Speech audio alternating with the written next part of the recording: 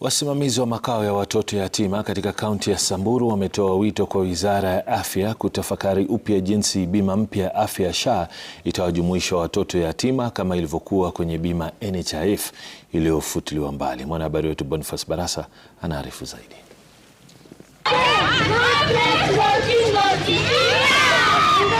Katika makao ya watoto yatima ya Springs of Hope viungani mwa mji wa Maralal, kaunti ya Samburu, tunakutana na vijana wa kanisa Katoliki wa kundi la YCA jimbo la Maralal.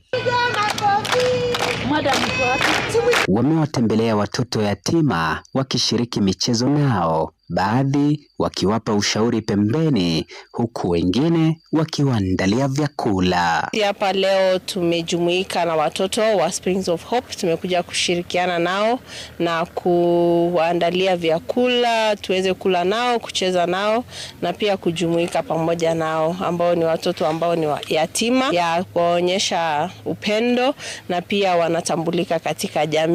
Bado tunawapenda, tunawajali. Vijana hawa wanapojitokeza kuwatembelea watoto hao wenye mahitaji maalum, wametoa wito kwa Wakenya wenye uwezo mbalimbali kuwajali wasiojiweza kwenye jamii.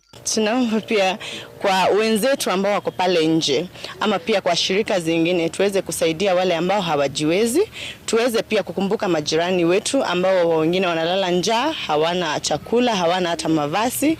Tuweze kuwakumbuka wote. The challenges that we go through is we have a huge number of babies who use Pampers, so we have a challenge of Pampers because we have around 17 children. Kadhalika, wasimamizi wa makao ya watoto wamevunja kimya chao kuhusu bima mpya ya afya ya SHA kama iliyowafungia nje watoto yatima. Mbeleni tulikuwa tunatumia NHIF na watoto wengi ambao tunawapata wako na shida za kiafya.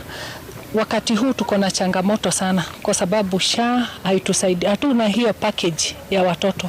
Tunaomba serikali kwamba kama tunaweza pata package ya SHA ya kusaidia wale watoto ambao hawana wazazi, inaweza tusaidia sana. Kuangaziwa upya kwa sera bima mpya afya ya SHA itawezesha watoto wanaopatikana kwenye makao ya watoto kupata afya sawa na Wakenya wengine.